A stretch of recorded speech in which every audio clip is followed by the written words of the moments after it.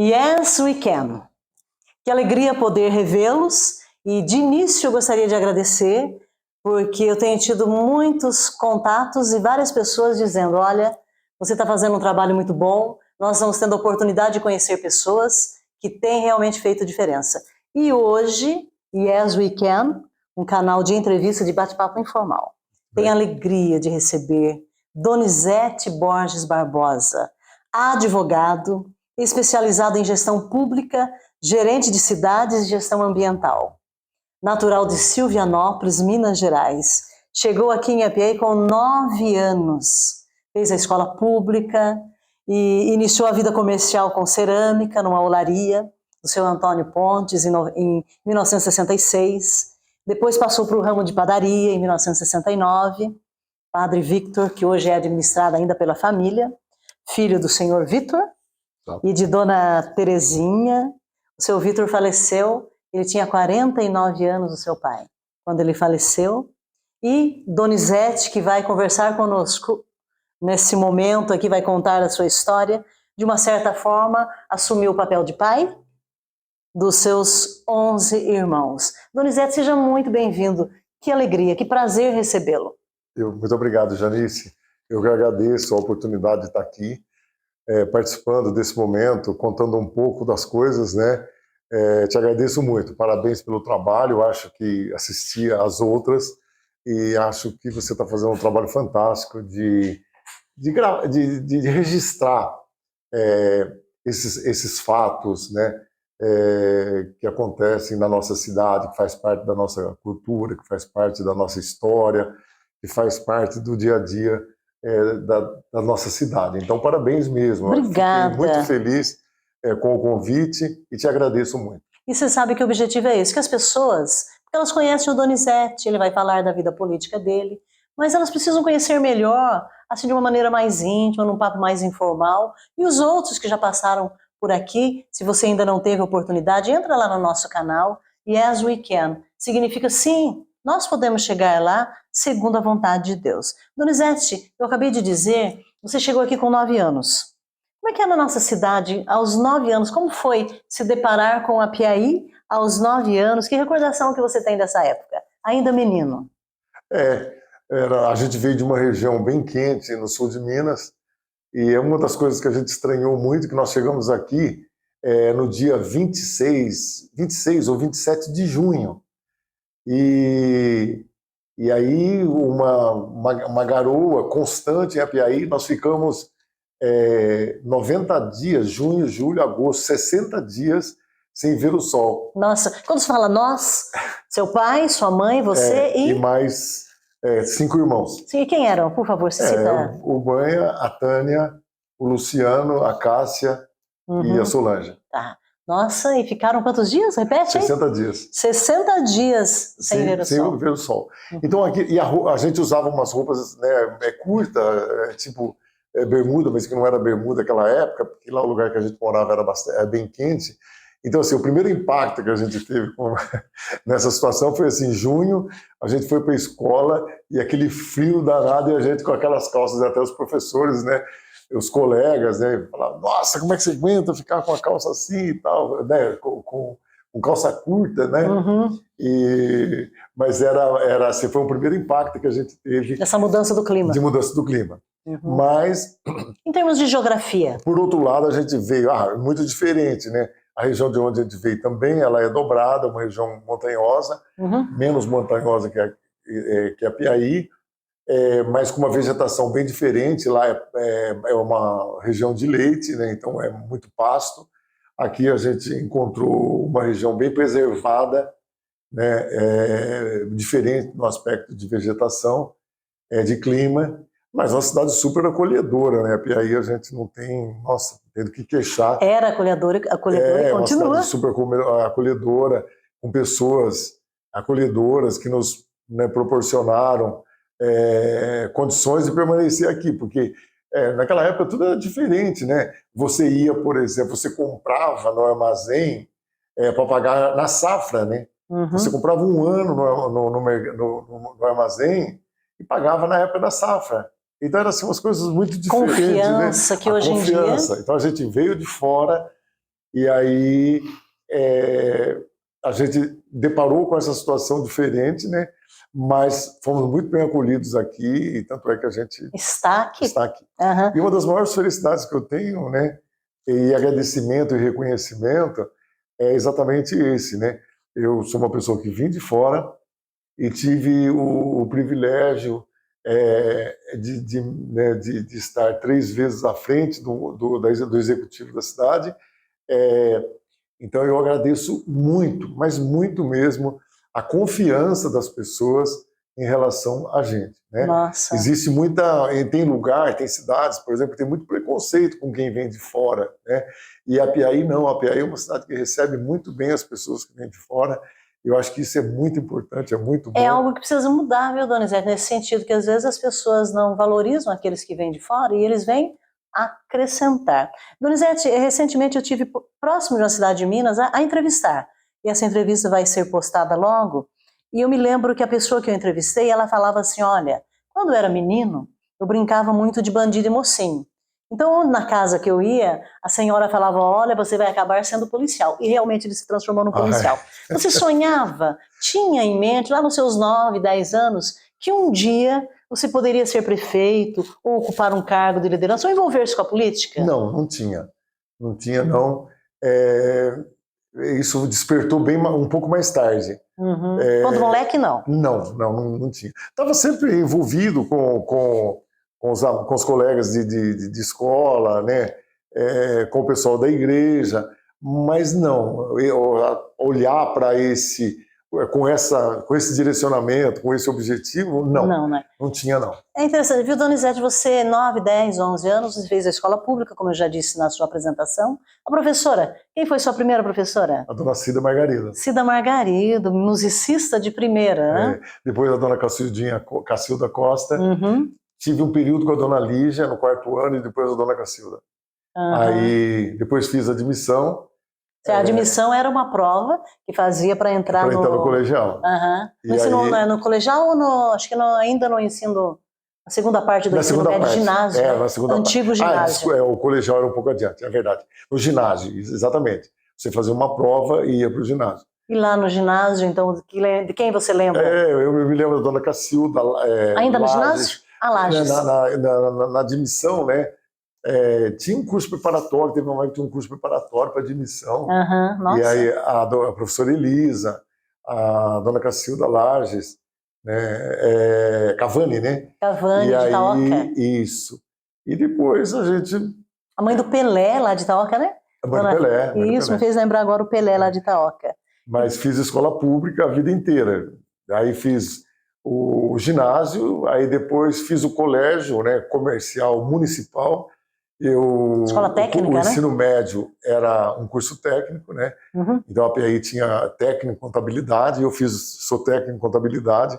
Exerceu? Não, acho que não, né? Não exerci, mas me ajudou muito, viu? No direito, por exemplo, a questão da contabilidade. Que foi o posterior, né? Tem uma relação muito forte, né? Uhum. E na questão comercial, acho que isso ajudou muito. No dia a dia. No dia a dia da vida.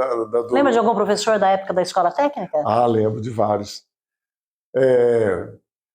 O Chico do escritório chegou de Tatuí e começou a dar aula. Olha, seu Chico, o senhor vai assistir. Ele era professor de contabilidade geral.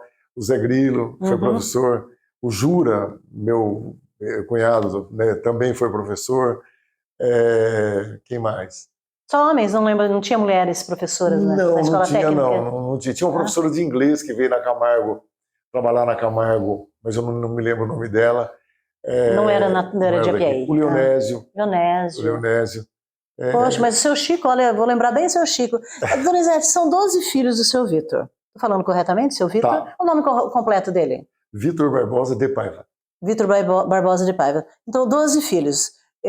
Dona Terezinha, tinha muitas dificuldades na época, você já falou do clima, vieram de outra cidade, mas eu quero perguntar no sentido de formação, porque eu fico pensando, hoje uma família com 12 filhos, a despesa é enorme. E naquela época, Donizete, falamos da olaria, falamos da padaria, mas a situação não devia ser muito fácil. Você sabe que eu estava vindo para cá hoje, e aí passei numa guarita de ônibus, né, e eu olhei um casal com 4 filhos bem pequenininho, uma escadinha, né? talvez um com 4, outro com 3, outro com 2 e o outro no colo, mais ou menos assim, né?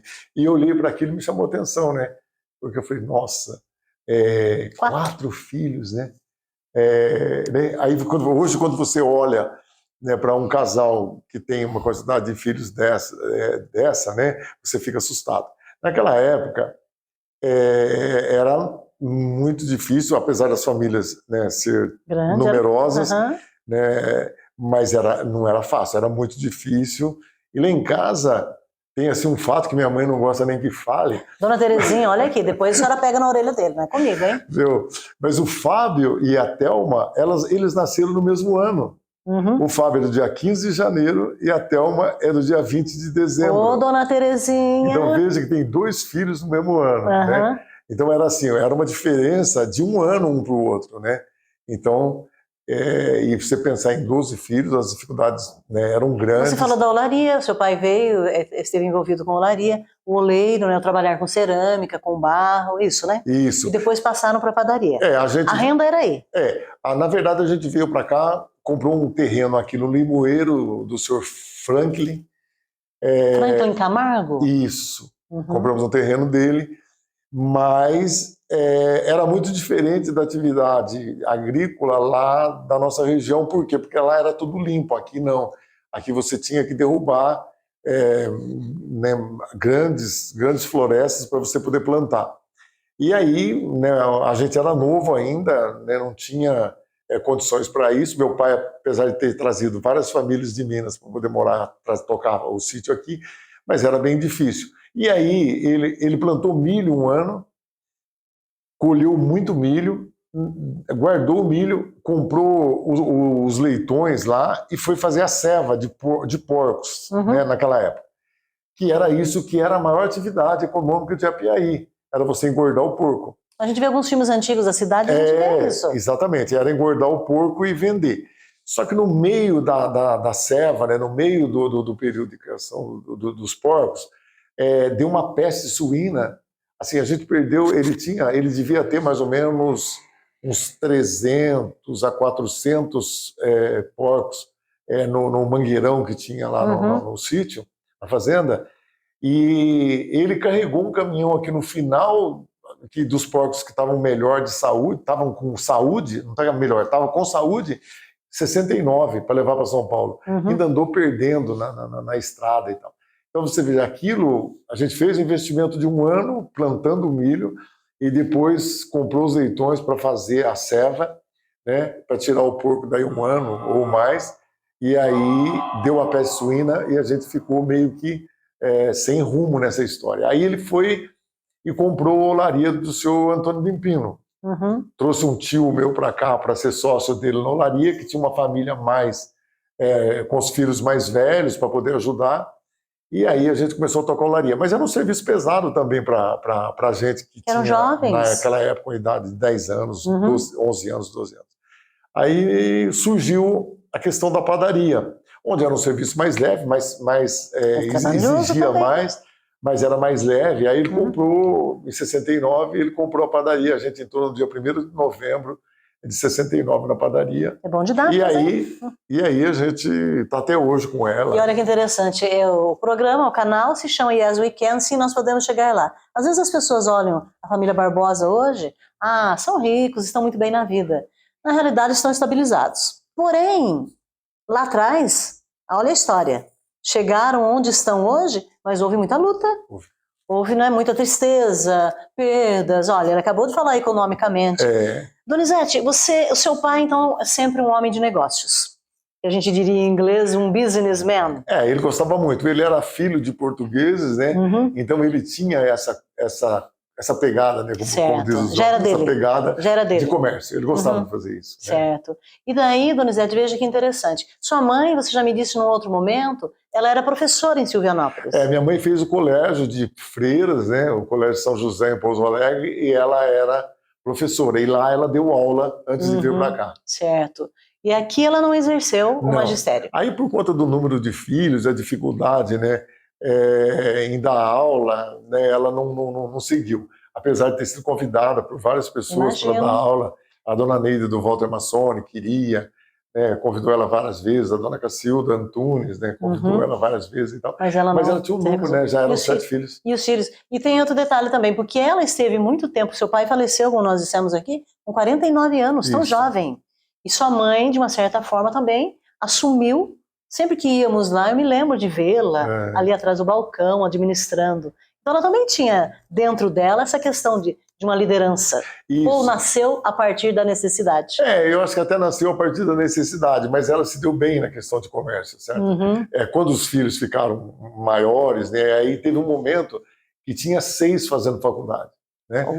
Então era super pesado, né, tinha menos mão de obra, porque essas famílias numerosas naquela época era muito mais por conta da mão de obra, né, que as pessoas tinham exatamente por conta da mão de obra. Para colocar no trabalho. No trabalho. E aí, como o pessoal, e ela essa era o maior objetivo dela, ela tinha isso muito claro, ela tinha isso muito claro com a gente. Na época, sim. De que a gente tinha que estudar, de que a gente tinha que morar num lugar onde pudesse poder ir para uma faculdade, de fazer. Ela sempre se empenhou muito nisso e lutou muito por isso. Que é uma mulher focada na questão da educação. Da educação. Olha, dona Terezinha, parabéns, viu? Isso é um exemplo a ser seguido hoje em dia. Se eu posso chegar lá, yes, we can. Olha, a educação, a formação, não, Donizete, é fundamental. E todos são formados, os 12. Todos são. Olha, que legal. Donizete, são 3 mandatos. 1989, 1992, me corrija se eu estiver errada, 1997 para 2000, isso. E 2005 para 2008. Perfeito. E agora aqui, em 2005, você deu um título, me chamou muita atenção isso, ao pastor Onofre, título cidadão apiaense, por tudo aquilo que ele realizou entre nós, da sua admiração, um título que foi indicado pelo vereador Ari Knorr. Perfeito. E você foi com ele entregar esse título em Nova Odessa. Isso. Isso é uma atitude, assim, olha, louvável, porque você, o prefeito, o vereador, tudo bem que ele estava doente, mas por reconhecimento, olha a família cisterna. Nós temos aqui o prefeito, que foi prefeito da cidade, e numa atitude tão de grande sensibilidade, prestou essa homenagem ao pastor Onofre. Como foi isso? Como foi esse momento? Eu tinha uma admiração muito grande pelo pastor Onofre. O pastor Onofre fez um trabalho em Apiaí. Foi nessa época? Não. Invejável. Antes, né? E a gente, quando jovem, eu fiquei à frente, né? Ou não à frente, mas envolvido com os jovens da Igreja Católica e fazendo um trabalho social. Então a gente trabalhava com SOS, trabalhava com orfanato, trabalhava com asilo, trabalhava com as pessoas portadores de necessidades, né, especiais. E eu tinha um respeito, sempre tive um respeito muito grande pelo trabalho do pastor Onofre. O pastor Onofre era um homem que cuidava de 200 crianças lá dentro do orfanato e que não tinha nenhum recurso, a não ser os padrinhos dos Estados Unidos, de outros países, que ajudavam um pouco essas crianças, né? E ele, aqui na cidade, ele vivia pedindo no comércio local. De porta em porta. De porta em porta. Nas casas de material de construção, pedindo material de construção para poder ampliar o orfanato, né, pedindo alimentação. E eu acompanhei muito de perto o trabalho do pastor Onofre. E a família dele toda envolvida. Então, assim, a dona Eunice, os filhos lá junto com as crianças e tal. Eu tinha um respeito. Uma família grande também, né? Uma família numerosa. E ele ainda tinha tempo para sair para evangelizar. Então eu ficava assim, onde que o pastor Onofre, como é que o pastor Onofre, esse um homem de uma sapiência, né, enorme, e um grande administrador, um grande planejador, porque na verdade ele conseguia tempo para fazer tudo isso, né, para cuidar de 150 a 200 crianças dentro do orfanato, né.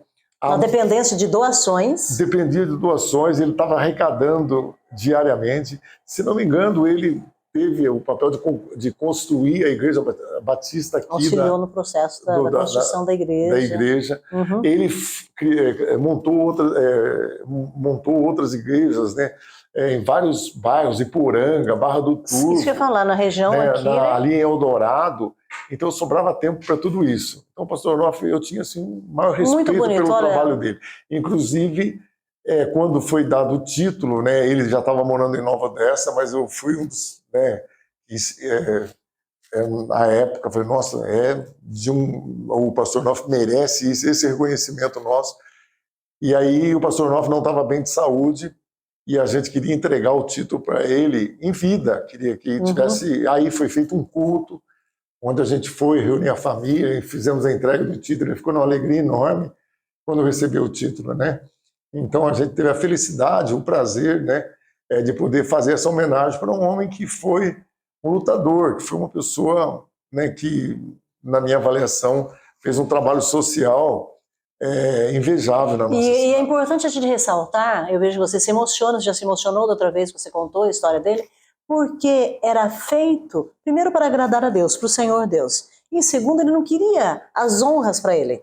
Ele queria ver aqueles meninos, e muitos deles, nós temos em Apiaí o construtor Cristiano, o irmão dele, que gostam de falar, olha, nós moramos lá no lar e devemos muito do que somos a ele. Bacana, Donizete, parabéns. Não, olha, os meninos, né, faziam cursos de marcenaria, faziam cursos, todos eles, no contraturno da escola, tinha uma atividade de aprendizado lá dentro, profissional. Profissional, isso, lá dentro. Olha que visão dele. Exato. Ele tinha o coral lá dentro. Aula de música, ele era musicista. Ele era tocava musicista. Instrumentos. E aí eu me lembro que tinha, né, ele tinha marcenaria, ele tinha serralheria, ele tinha uma série de atividades lá para as crianças. E né? Dona Eunice, então, se nós formos falar da família aqui, nós vamos passar o resto da nossa entrevista, Dona Eunice. E que mulher, Dona Eunice! Nossa. E eu até fiz o seguinte, né, neste mandato mesmo, de 2005, depois que ele faleceu, a gente mudou o nome da Praça Castro Alves para a Praça Pastor Onofre, exatamente porque ela estava do lado da Igreja Batista, né, um lugar que, muito bom, que marcou ali a passagem dele, né? E a gente fez isso. Assim, eu não tenho nenhuma dúvida de que, com todo o respeito por Castro Alves, né? Com certeza. Mas o pastor Onofre era o nosso pastor Onofre, merecedor desse título. Né? Inclusive, Donizete, em 2005 também, pelas minhas pesquisas, quem entrevista tem que pesquisar, hein? Não é simplesmente chegar e conversar. A Escola Ala, que você fez uma negociação, olha, louvável também, com a Camargo Correia, que na época era Camargo Correia, para que tivéssemos agora, então, o prédio, podemos dizer, nosso. Exato. Nesse ano mesmo, no 2005. Início de 2005. Essa questão da educação foi uma coisa que a gente teve contato com ela lá atrás, e assim, os 3 mandatos, né? Você fecha um ciclo, teve 2 mandatos no meio, fechei um ciclo de 20 anos né, na administração pública municipal.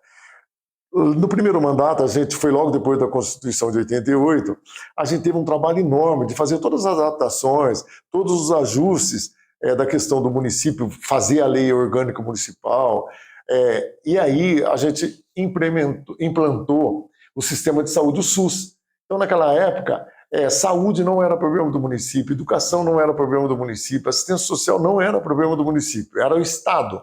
Então, o município ficava muito mais com a manutenção das estradas, com a cidade, a parte urbana, mas muito mais de infraestrutura do que essas áreas sociais. E aí veio, com a Constituição de 88, veio esse compromisso para os municípios. E aí, no primeiro mandato, a gente começou a implantação do sistema de saúde. Depois, em 94, foi editada a Lei de Diretrizes de Base da Educação. Aí começou todo aquele processo de municipalização, toda aquela polêmica e tal, né, em relação à municipalização. E a gente esperou primeiro aqui, que é sede da diretoria de ensino, a gente esperou um pouco esse movimento das cidades em volta para ver se teria professor adido, como é que isso reagiria. A Piaí foi um dos últimos municípios que municipalizou o ciclo 1 da educação fundamental, do ensino fundamental. E a gente, quando nós entramos em 2005, né, havia necessidade de ter uma escola, tinha uma demanda grande que a gente tinha que dar conta dela. Era só estadual. Era só estadual. E foi depois da edição da LDB, né, que ela foi decenal, né, era 94, depois 2004. Isso. Ela foi aprovada novamente a LDB, aí surgiu o Fundeb. E dentro do Fundeb a gente precisava, porque aí é o seguinte, o que eles fizeram? Reteram 20% do recurso do FPM para constituir o fundo, e os municípios, para poder receber esse valor, ele teria que ter, né, o ensino fundamental, né, nos municípios. Aí a gente fez uma negociação com a Camargo Corrêa, que tinha aquele prédio desativado ali, Fechado. eles compraram o prédio e durante muito tempo eles tiveram lá os cursos técnicos, preparando mão de obra para a empresa, né, Camargo Corrêa, e aí chegou no momento em que mudou a diretriz da empresa e eles ficaram com o prédio lá para vender. E aí fizemos uma negociação, trocamos o prédio pelo IPTU e ISS da Camargo Corrêa. A gente ficou lá acho que 4 anos, né, e pagamos com essa receita que tinha deles mesmo. Então foi uma aquisição, na minha avaliação, muito importante para o município. E preciosíssima. E eu falo que essa questão de prédio, você olha para a questão dos casais, a gente estava falando de família numerosa, 12 filhos, você vai ver hoje as famílias são bem menores, né? Hoje a média é 1,34 filho por casal. Quer dizer, então você tem menos de 1,5, né? Então você precisa olhar para essa estrutura de prédios com um olhar e com um planejamento de 10 anos, de 15 anos, para você não construir, né, prédios depois que não serão usados. Então você redimensiona. Os famosos elefantes brancos que Exatamente. ficariam. Então aí foi um trabalho que a gente fez e também fizemos isso, adquirimos o prédio ali onde está funcionando a ala, pusemos para funcionar o Honorina, que estava fechado, era um prédio também pequeno, depois ele foi ampliado, estadual, nós assumimos, e depois no final do mandato, ou no penúltimo ano de mandato, a gente assumiu Elisa também. Né? Depois a gente trouxe aqui a Universidade Aberta do Brasil no prédio Amadeu Mendes, foi juntado o Amadeu Mendes com a Antônia, né? E que sem prejuízo nenhum para os alunos e nem para o corpo, para os professores, e aí, né, tudo isso foram rearranjos feitos exatamente visando melhorias. Na realidade, toda mudança ela causa-se um choque, impacto. Ela assusta, o impacto. Eu me lembro da história na época. Mas, porém, hoje, quando a gente observa tudo que aconteceu, tudo que passou, o quanto foi bom, muita gente ainda não vai concordar, mas aqueles que têm aquele olhar de futuro, vamos dar valor. Exato. Não, eu acho que assim, se você olhar, o que nós precisamos? São recursos públicos que você tem que usar da melhor maneira possível e tomar o cuidado. A gente tem que sempre ter a sensibilidade de não prejudicar as pessoas. Eu acho que existe meio, existe forma de você fazer as coisas em que você impacta o menos possível. Eu lembro que nessa história toda ficou um professor adido que a gente pôs na direção da Escola Elisa. Então, de todo esse movimento que foi, nós tivemos um caso. E a gente trouxe ele com a gente até para continuar trabalhando. Veja que interessante quem nos assiste. Eu acho fundamental que esse tipo de material chegue até as escolas, aos professores, às escolas citadas aqui agora, para que conheçam a história. Porque, por vezes, o que acontece? As pessoas gostam muito de fazer aquela crítica, Donizete, no sentido assim, foi mal. Mas foi mesmo. Olha, o prefeito não é simplesmente ser eleito, olha o trabalho que um prefeito tem. Além do trabalho, papéis que tem que assinar isso e aquilo, também tem todo um trabalho de atender uma população e fazer um acordo. Donizete, me diga uma coisa, em 89 para 92, qual era a sua idade? Porque você era muito jovem nessa época aqui, Donizete. E você já tinha tentado entrar nesse meio político como vereador? Ou já entrou direto como prefeito? Não. Em 76, meu pai morreu em 75. Em 76, inclusive, eu tenho a foto desse convite, foi lá no escritório do pastor Onofre, num domingo, e a gente estava lá com os jovens, lá brincando com as crianças e tal, chegou lá o seu Chavita, o doutor Luiz, o Haroldo, o Paçoca, quem mais?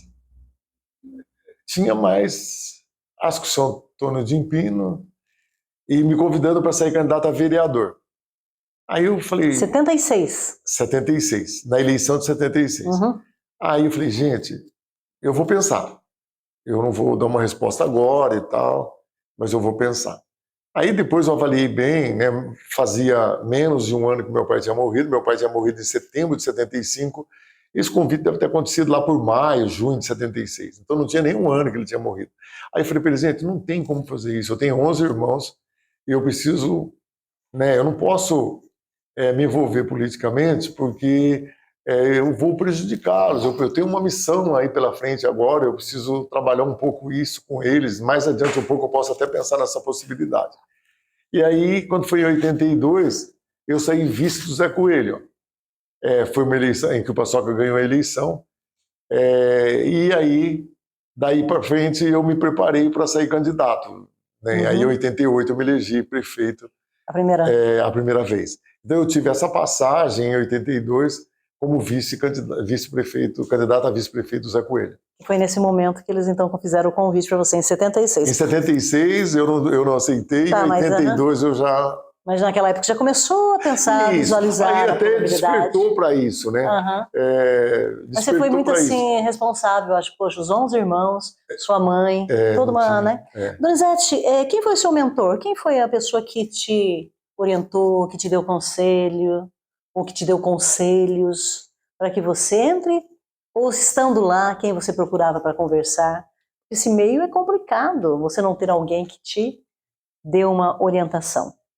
Olha, eu conversava com muita gente, sabe, sobre isso, mas assim, tem uma pessoa que foi fundamental nesse processo, foi o Monsenhor Oscar. O Monsenhor Oscar é uma pessoa que tinha, né, eu não sei se todo mundo, né, sabia disso, mas ele tinha uma capacidade muito grande de análise e de acompanhamento, sensibilidade de acompanhar o processo eleitoral, né?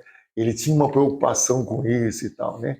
E aí, quando eu falei para ele que estava surgindo, né, essas cobranças e tal, ele falou: não se furte disso, né? Pensa com carinho, pensa que vai chegar um momento em que você não vai poder dizer não. E aí foi o que aconteceu. Mas assim, toda vez que eu tinha um grande problema, eu procurava o Monsenhor e ele sempre dava ótimos conselhos. Terminava a missa, ia tomar um vinho com ele, aí a gente conversava um pouco e tal. Uma vez eu falei para ele que eu estava no mandato e eu falei para ele que a prefeitura estava com uma certa dificuldade e tal, o que ele achava da questão das festas, né, e tal, como é que ele via isso, como é que a população falava assim, o povo precisa de festas, você não precisa fazer festas caras, mas faça as festas, as pessoas precisam disso, isso faz parte da vida das pessoas. E você sabe que é interessante, né? Nós estamos no mês de agosto, a razão pela qual, então, Donizete está aqui conosco, aniversário da nossa cidade. A Piaí fica no interior de São Paulo, você que não é daqui, uma cidade pequena, ele já deu todas as características, acolhedora. E nós estamos comemorando esse mês o aniversário da cidade, razão pela qual, então, já entrevistamos o Ricardinho, presidente da Câmara, assista lá, Donizete está sendo entrevistado hoje. E meu pai foi entrevistado também, o vereador, acho que mais antigo, com 88 anos. E é interessante que nós tivemos uma festa. Estamos tendo um momento de festa, e no estilo que ele está citando ali. Uma festa simples, uma festa sem grandes e famosos cantores, mas o povo está feliz. Então eu quero parabenizar. O momento é de parabenizar o prefeito atual, que por coincidência é irmão do Donizete, Sérgio Barbosa, porque está seguindo de uma certa forma o convite dele. O povo quer festa. E uma festa que seja realmente realizada pensando nele. Exato. Legal, legal. Donizete, na política se faz amigos? Faz. Você fez amigos na política? Fiz vários amigos. Faz sim.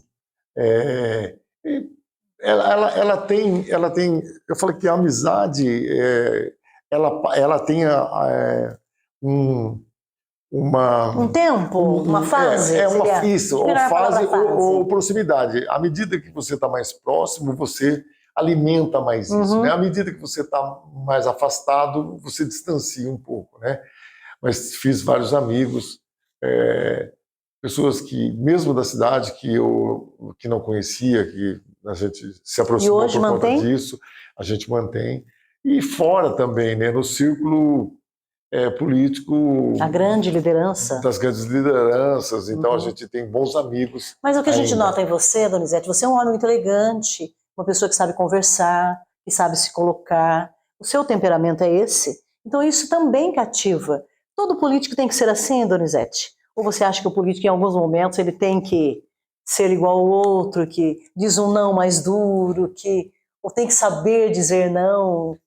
Como você vê? Olha, ou é personalidade? Eu acho que é personalidade, mas eu acho que, independente da questão da personalidade, eu acho que você tem que tratar as pessoas, né, de uma maneira cordial, respeitosa, né? Eu falo que existem várias formas de dizer não, né? Existem várias formas de dizer não. Isso é muito sábio, hein? Isso é muito sábio. Então, eu acho que você pode dizer um não, não deixando a pessoa insatisfeita ou não convencendo a pessoa do não. Né? Então, eu acho que o político tem que ter muita habilidade para lidar com isso, muita sensibilidade, muita paciência também, né? Porque eu me recordo que eu sempre atendia as pessoas no gabinete, eu fazia questão de atender as pessoas no gabinete. E às vezes era questão de orientação. As pessoas não estavam lá querendo explorar, pedir. Não, às vezes é por falta de orientação. Então, o saber dizer não, por vezes, até às vezes eu pegava, anotava, pegava, olha, tá aqui, eu vou pôr o nome aqui, vai lá em tal lugar assim acessado, leva esse bilhetinho meu, e aí a pessoa é essa que vai te atender. Ele vai resolver isso para você. Então, às vezes a pessoa está naquela angústia, porque o problema de cada um, né, às vezes para a gente pode não ser grande, mas para a pessoa é grande. Né? Então você não pode achar assim, pô, a pessoa vem aqui falar de uma coisa tão simples. Às vezes para ela aquilo afeta demais, é uma coisa que incomoda, né? E aí ela busca. Então, eu acho que o diálogo, eu sempre digo isso nas reuniões que eu faço com as pessoas e tal. Eu falo, gente, existe solução para tudo. Não interrompa a possibilidade de dialogar. Se você mantiver o canal aberto de diálogo, você consegue resolver 99,9% dos problemas que existem e que precisa de gestão para poder resolver. Yes, we can. Sim, nós podemos, se conversássemos mais, se fôssemos mais sinceros. Recentemente estava na internet postado, como se estivesse entre nós aqui, eu olho daqui eu vejo um 6. Você olha dali e vê um 9. Isso. Então é importante que as pessoas respeitem a opinião do outro e saibam a hora de dizer não, saibam a hora de dizer sim. Donizete, valeu a pena? Muitas perdas, muitos ganhos ao longo desse tempo todo envolvido diretamente na liderança no executivo? Olha, a gente tem perdas financeiras, se tem, porque eu, por exemplo, que advoguei durante 6 anos, eu terminei a faculdade, comecei a advogar em 82, advoguei até 88. Quando terminou o primeiro mandato, eu tentei voltar a advogar e eu não consegui. Por quê? Você tem que começar tudo de novo. Né? Então, e era numa época que não tinha tantos advogados ainda, né? Não tinha tantos advogados. Então tem. Mas eu sempre coloco o seguinte, eu tenho essa questão dos mandatos como uma missão. Então, acho que foi uma missão confiada a mim e que eu preciso ter discernimento para entender isso, né? E eu falo que essas perdas materiais, elas não te acrescentam nada, porque, na verdade, você não leva nada daqui. Com certeza. Então, mas você tem muitos ganhos, né? No sentido, no amadurecimento.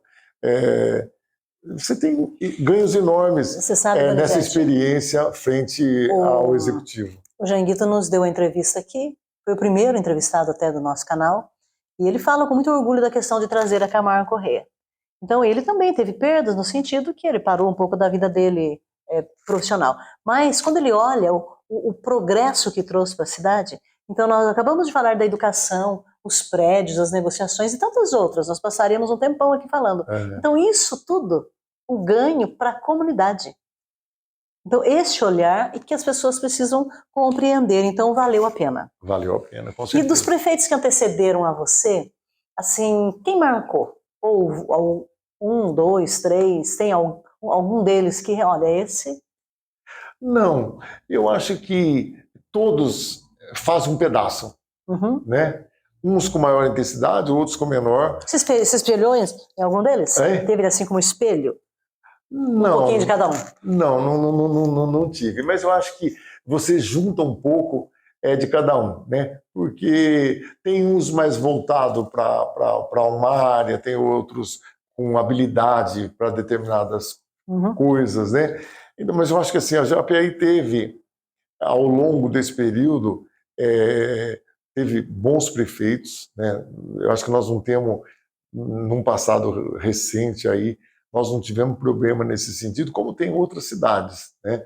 A gente, às vezes, eu mesmo trabalho no município que faz parte da minha regional, que é Cananéia, que em 4 anos de mandato teve 4 prefeitos, né? O prefeito eleito foi afastado porque teve problema na prestação de conta, assumiu o vice também teve problema, foi afastado, aí o presidente da Câmara assumiu, aí trocou o presidente da Câmara, assumiu o outro presidente.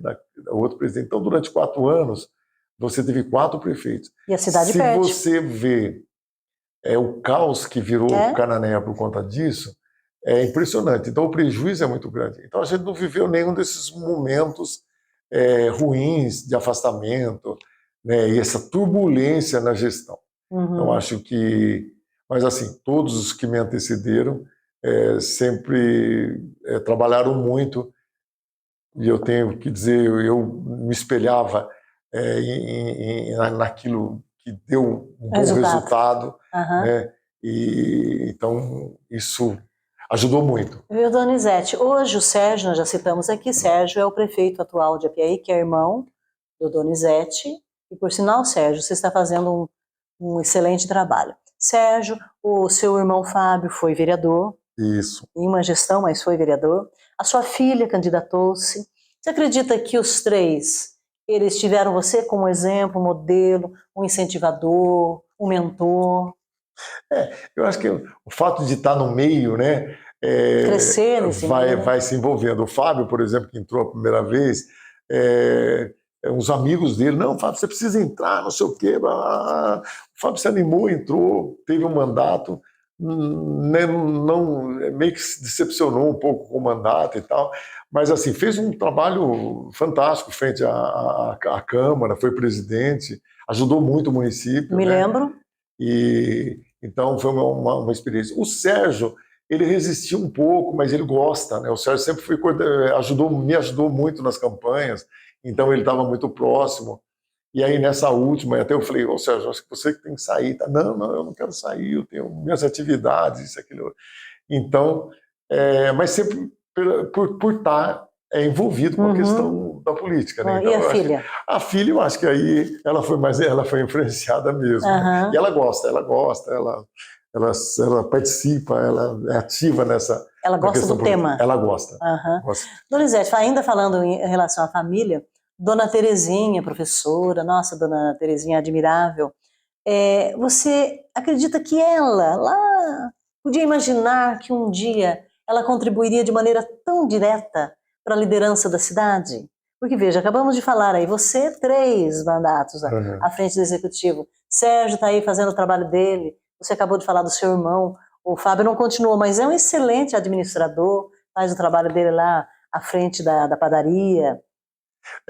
Eu acho que ela não imaginava isso, né?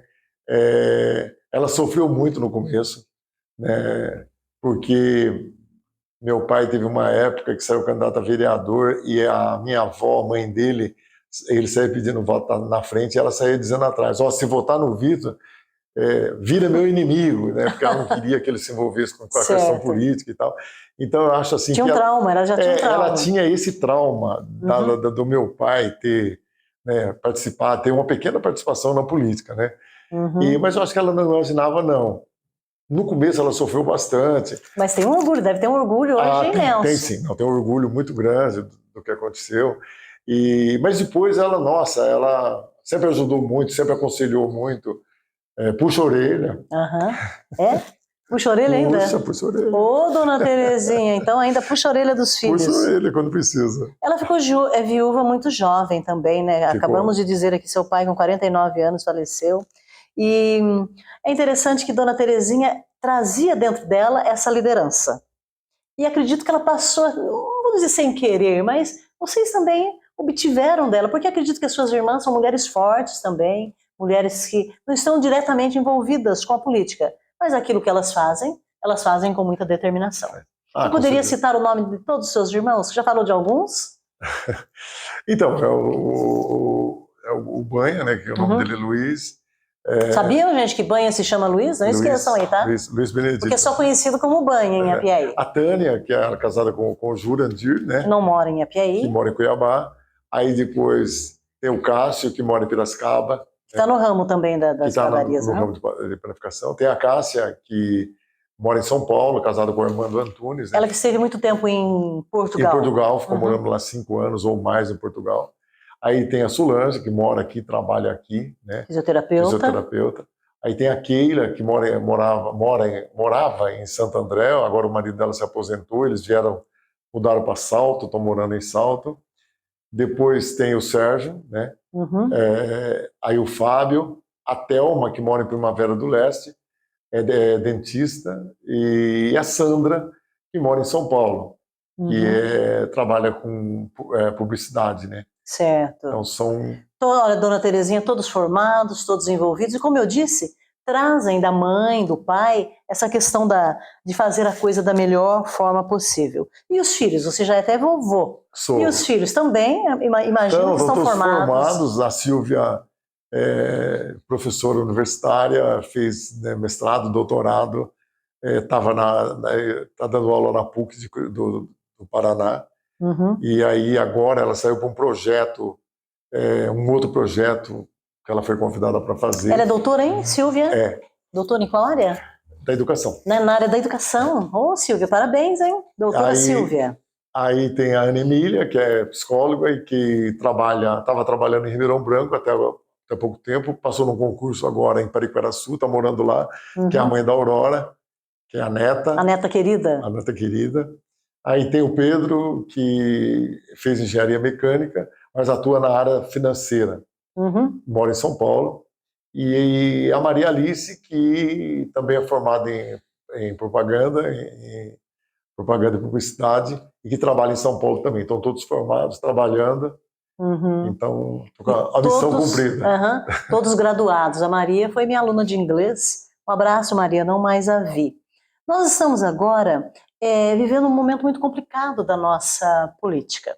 Nós acabamos de comentar aqui, Donizete é um homem muito elegante, sabe dizer não, e as pessoas até agradecem o não ouvido dele. Mas o que levou, Donizete, a tamanha discussão, argumentação em cima do tema que até famílias, amigos, por vezes deixam de conversar? E é algo tão gostoso de falar de política.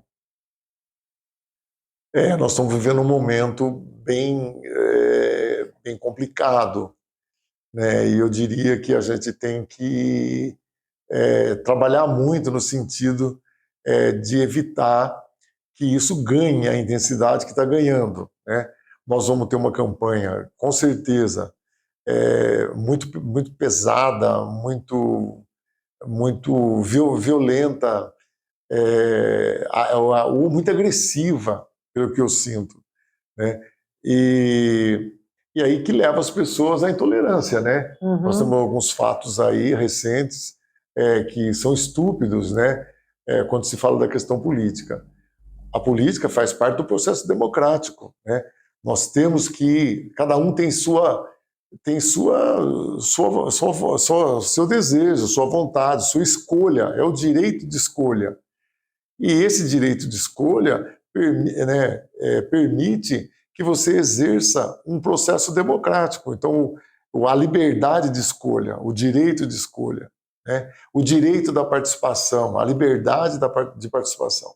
Então, você não pode ser pressionado, você não pode ser obrigado. Eu sempre brinco que, numa boa, a gente vai até no inferno abraçado, né? Agora, na marra, ninguém vai a lugar nenhum. Então, esse tipo de coisa, no meio político, não funciona mais, Isso não existe mais. Se existiu isso lá atrás, há muitos anos atrás, está muito longe da nossa realidade e está num passado bem distante. E hoje nós vivemos uma democracia. Eu volto a citar o exemplo, pode ser até redundante para quem nos assiste. Eu estou aqui, eu vejo um 6. Você está aí, você vê um 9. E há que se respeitar a opinião dos outros, para que a gente possa... O Brasil é muito rico, nós somos uma nação que faz a grande diferença nesse mundo todo. E nós temos tudo para sermos a primeira.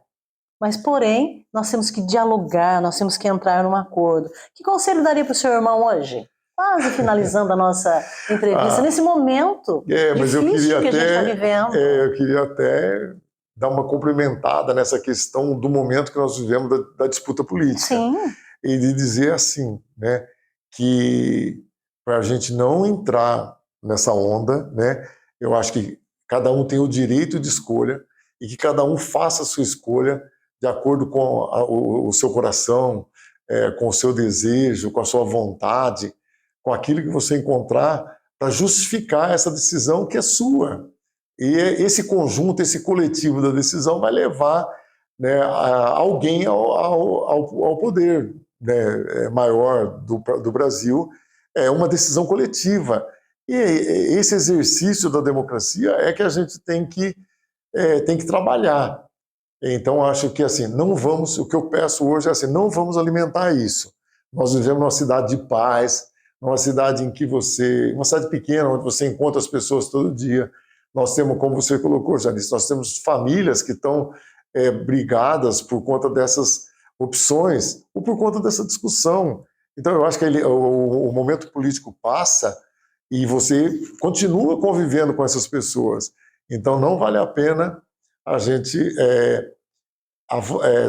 alimentar, né, essa situação de conflito, de ódio em relação a uma decisão política. Isso vai passar e nós vamos continuar aqui vivendo e nos encontrando e nos olhando e nos cumprimentando. E nos confraternizando. E nos confraternizando, com certeza. Sem dúvida nenhuma. Então eu acho que assim, falta 50 dias para a eleição, isso passa já, e Deus há de iluminar e pôr a mão nos destinos do nosso país. Nós precisamos de um país rico, um país de uma população fantástica, de um povo ordeiro, de um povo trabalhador, e a gente não pode entrar nessa onda. E, Janice, falando da questão do Sérgio, né, que conselho eu daria para o Sérgio, eu acho que o Sérgio está fazendo um trabalho. O Sérgio teve muito trabalho, gente, eu sou testemunha disso, e eu, inclusive, me surpreendi com a capacidade que o Sérgio está tendo de lidar com toda essa situação que ele encontrou. Então, ele encontrou uma prefeitura totalmente desestruturada, né? Uma prefeitura com problema de pagamento, com problema de caixa, com todos os problemas que você pode imaginar, com dívidas longas. Agora mesmo aí saiu uma negociação com a Sabesp, agora saiu uma negociação com o INSS.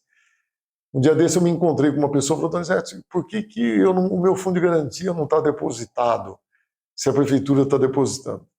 Aí eu fui explicar o que é. O que acontece? Quando fica muito tempo sem depositar, né, a prefeitura vai e faz um acordo de pagar um valor mensal. Aquele valor ele é depositado na conta, aí a Caixa Econômica Federal, o FGTS, tem um critério de crédito disso para as pessoas que estão sem o recebimento, o depósito do fundo de garantia. E esse critério passa por tempo de serviço, passa por idade, passa por uma série de outras coisas. E às vezes aquele que trabalhou pouco tempo na prefeitura não recebeu ainda. Por quê? Porque dentro desse critério ele está lá na frente. Então tudo isso é muito ruim para todo mundo, para quem trabalha na prefeitura, para o comércio local. Então assim, o Sérgio enfrentou uma situação muito ruim e ele teve a capacidade, que eu acho que isso é importante, com todos esses problemas, ele aproveitar um momento que é único. Porque esse momento que antecede o processo eleitoral, é o momento em que você consegue as emendas, que você consegue recursos tanto da esfera estadual como da esfera federal. Então, ele conseguiu trabalhar a questão do ordenamento, da organização financeira e administrativa da prefeitura e não deixou de correr atrás dos recursos que precisavam e de fazer esse reequilíbrio das contas. Por quê? Porque, por outro lado, se você busca o recurso e você não tem dinheiro para fazer a contrapartida, você não consegue executar esses recursos. Então, tem muitos deputados, por exemplo, que apresentaram emenda para a Piaí e que essas emendas não foram executadas porque a prefeitura precisava complementar isso e não tinha dinheiro para complementar. Tem um recurso aí que é de 2014, que esses dias foi até anunciado que vai ser executada a obra de uma emenda parlamentar de 2014. Então tem 8 anos essa emenda. Então veja, o fato da prefeitura não estar com a questão financeira em ordem, olha o prejuízo que traz. E aí, depois, um deputado que apresenta uma emenda e que o município não executa, ele vai deixar de apresentar emenda para o município, porque na verdade ele apresenta a emenda, mas o município não utiliza. Não vale a pena. Não vale a pena, ele não vai ficar fazendo, porque ele vai apresentar um outro, vai ficar com o mesmo problema, vai apresentar outro, vai ficar com o mesmo problema. Então, a questão do saneamento financeiro, gente, é fundamental para uma prefeitura, porque ela aumenta a arrecadação dela a partir do momento que as contas estejam mais ou menos em ordem. Então, o que eu assim, primeiro, eu acho que ele teve essa capacidade articulada, né, e tem trabalhado muito, né, no sentido de buscar. E buscou muito recurso, a gente tem muita obra para fazer, tem muitos deputados que apresentaram, que confiaram nesse trabalho, nessa possibilidade de regularizar essa situação, de sanear a questão da prefeitura e apresentar emendas, várias ainda, nesse ano. Então, isso é muito bom. Resgata a credibilidade do município perante o meio político, e eu acho que daqui para frente é a questão de executar isso. E eu falo da questão da paciência, né? Porque você é um turbilhão isso, né? Você fazer gestão do município nessas condições. Se fosse uma condição normal, você toca dentro de uma normalidade. Nessa situação, ela é atípica, né? Então o prefeito sofre mais, tem que trabalhar muito mais, mas eu acho que o Sérgio está fazendo um trabalho muito bom. Eu estou ouvindo você falar e estou entendendo que aquilo que a gente viu lá no começo, o seu pai, aquele dentro dele, em termos também de liderança, sua mãe, e o Sérgio, então, herdou esse, podemos assim dizer, esse estilo de trabalho de, entre aspas, não deixar a peteca cair. Nós estamos finalizando a nossa entrevista. Eu gostaria que você transmitisse uma mensagem à Piaí, 251 anos. Quem nos assiste, volto a dizer, são 251 anos, você fez parte dessa história. Finalizando então a nossa conversa, nosso bate-papo informal, o que você diria para aquelas pessoas que estão a nos assistir? Muito obrigada, hein? Uma alegria estar aqui, falar um pouco do que a gente passou, falar um pouco do município de Apiaí, dizer da alegria de ter tido, né, esses mandatos, a alegria de ter uma família. Três, me elegi mais uma vez. Daí... Aposentou-se da política? Olha. Da política? Eu acho que sim. Ou existe aí uma possibilidade futura? Não, eu acho que não, eu já cumpri minha missão. Eu acho que tem os mais novos aí, nós temos várias lideranças na cidade.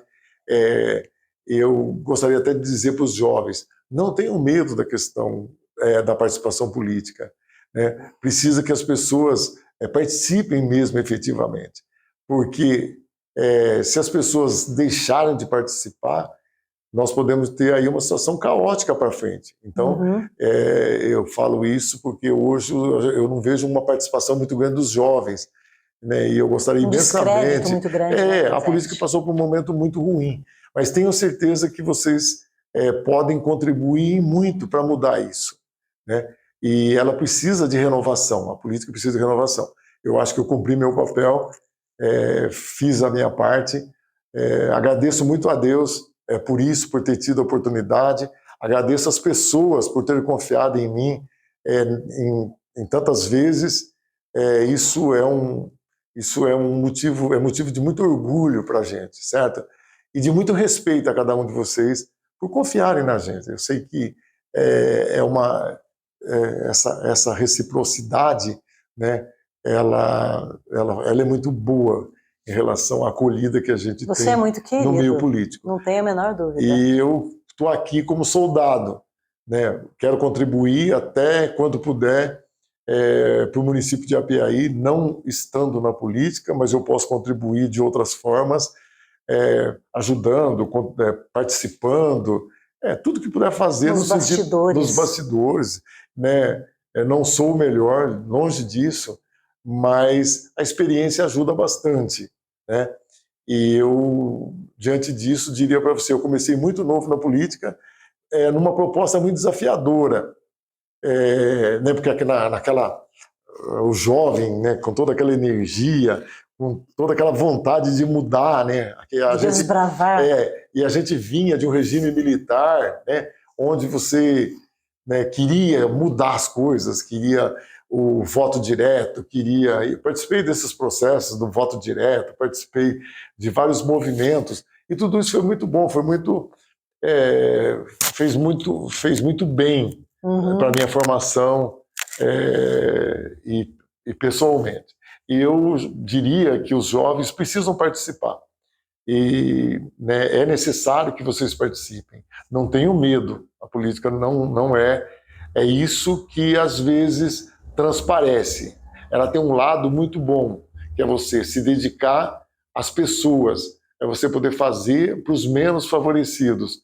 Não estou fazendo discurso político, não, gente. Eu sempre trabalhei muito voltado para isso, porque as pessoas têm uma camada da população que não precisa da prefeitura. Eles não precisam da prefeitura. E tem uma camada das pessoas que precisam do poder público. Grande parte. Que precisam do poder público. Então, quando você fala de saneamento, de transporte, de educação, de saúde, então tem uma parte da população que precisa do poder público efetivamente. E o fato de você poder oferecer um serviço de boa qualidade, você melhorar a resolutividade da saúde no município, você melhorar a formação das pessoas para que elas possam ter um futuro melhor, né? Isso traz um retorno muito grande para todos. E a Apiaí tem feito isso com muita determinação, né? Nós temos aqui vários alunos que saíram daqui, que nem fizeram cursinho e que passaram em ótimas universidades. Mas também nós temos vários jovens que gostariam imensamente de fazer uma faculdade que não podem fazer. De ter uma oportunidade. Né? Eu, inclusive, quando eu trouxe para cá a UAB, a Universidade Aberta do Brasil, foi exatamente com essa intenção. Que aqueles que não podem viajar, que não ganham o suficiente, que a família não pode pagar para que ele possa fazer, que ele tivesse a oportunidade de fazer aqui. E eu acho que a Universidade Aberta, tem muita gente que tem muito preconceito em relação à questão do EAD e a escola. Eu acho que a gente precisa rever esse conceito nosso.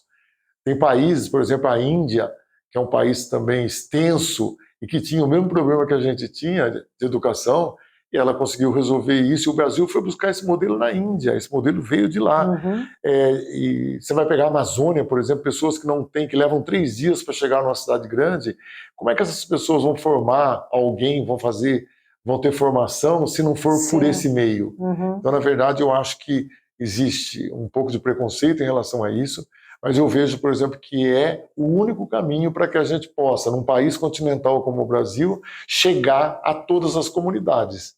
Então, eu acho que nós temos muitos desafios pela frente, e eu acho que que todos os jovens da nossa cidade podem contribuir muito nesse processo.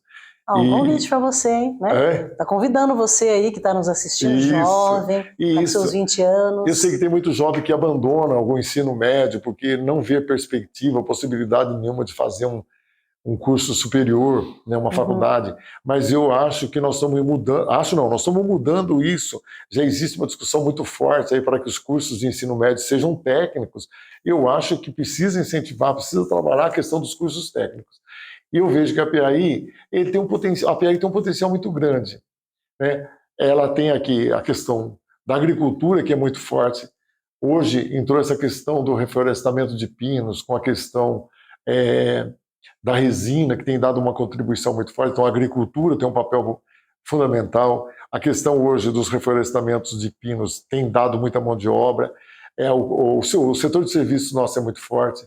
A questão do turismo é um potencial muito grande que a gente nem começou a explorar ainda.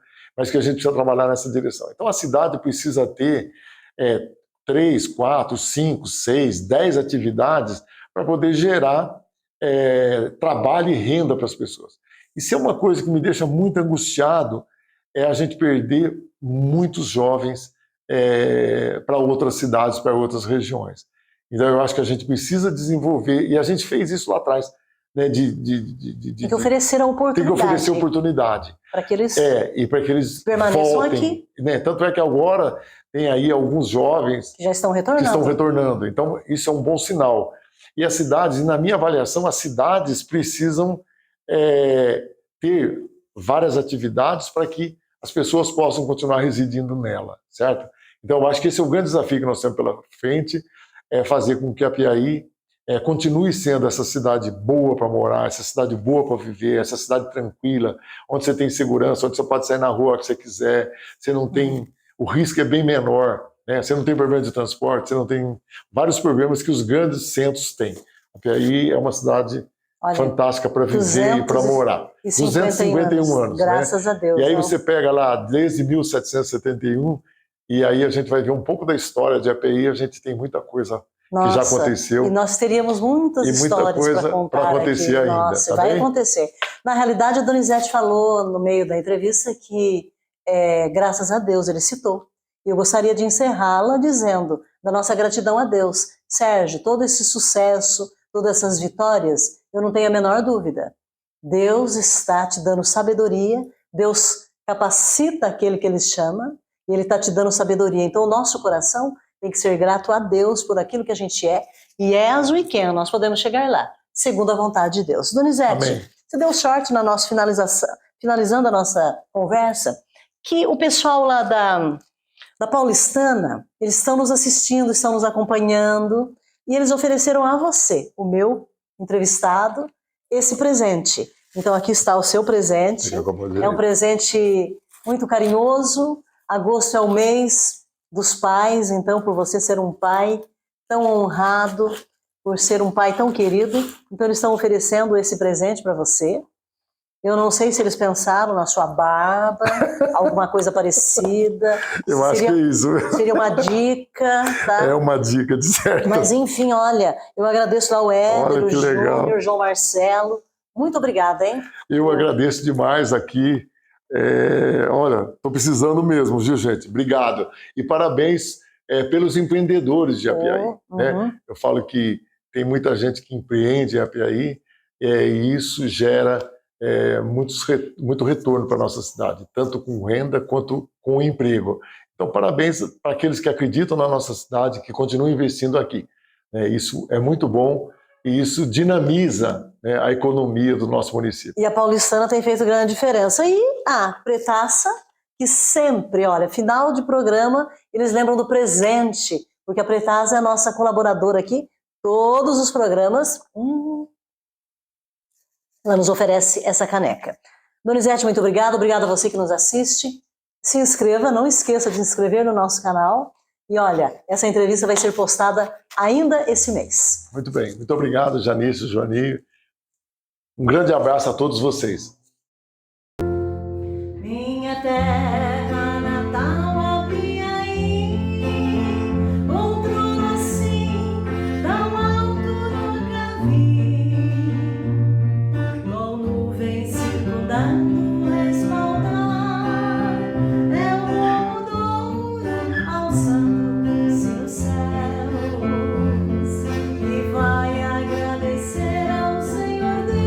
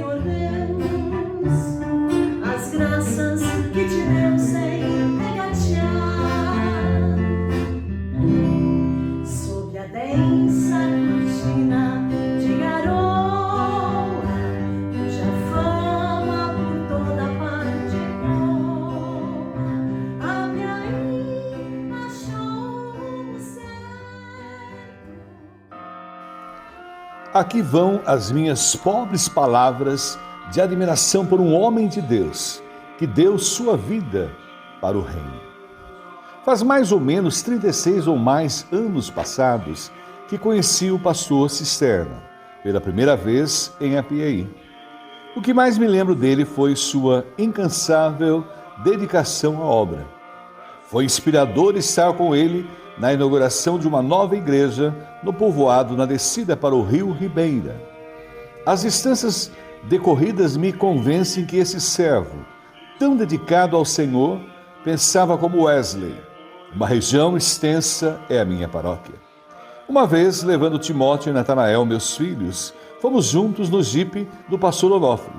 Cruzamos o rio Ribeira numa balsa e continuamos a viagem floresta adentro, até chegar no povoado Barra do Turvo. Não tenho ideia quantas igrejas o pastor Cisterna fundou. Apenas sei que ele não se sentia satisfeito enquanto o evangelho não fosse pregado em toda a região em volta de Apiaí e Iporanga. A fundação do orfanato é mais um exemplo da preocupação do pastor Cisterna com as necessidades marcantes da região. Como os recursos financeiros não foram suficientes para manter essa instituição que crescia assustadoramente, estabeleceu uma gráfica. O propósito desse empreendimento foi ajudar no sustento da casa que forneceria condições para as crianças a amadurecer com dignidade e aprender uma profissão, além de conhecer o caminho da vida eterna. A Igreja Batista de Apiaí deu amplo espaço para mostrar um exemplo do incansável esforço de uma vida que se sacrificou para passar o conhecimento de Cristo aos muitos indiferentes e incrédulos. Os seus apelos para uma transformação genuína pelo poder do Espírito Santo não foram em vão. O legado que passou para a sua família confirma sua integridade e consistência espiritual e ética da vida. Graças a Deus pelas vidas da família Cisterna, que continuam a tradição do pai. A Deus toda a glória. O Dr. Russell Shedd é doutor em teologia, PhD pela Universidade de Edimburgo, Escócia. É norte-americano, mas mora no Brasil de 1962. É autor de cerca de 20 livros, traduzidos em muitos idiomas, e, sem dúvidas, o maior teólogo evangélico do Brasil.